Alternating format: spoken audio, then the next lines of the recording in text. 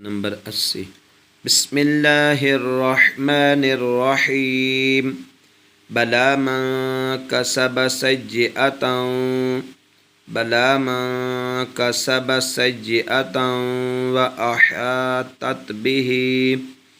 وأحاطت به خطيئته فأولئك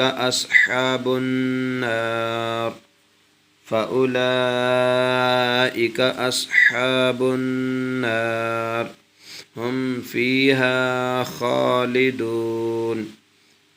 فيها خالدون بلى من كسب سيئة وأحاطت به خطيئته فأولئك أصحاب النار هم فيها خالدون.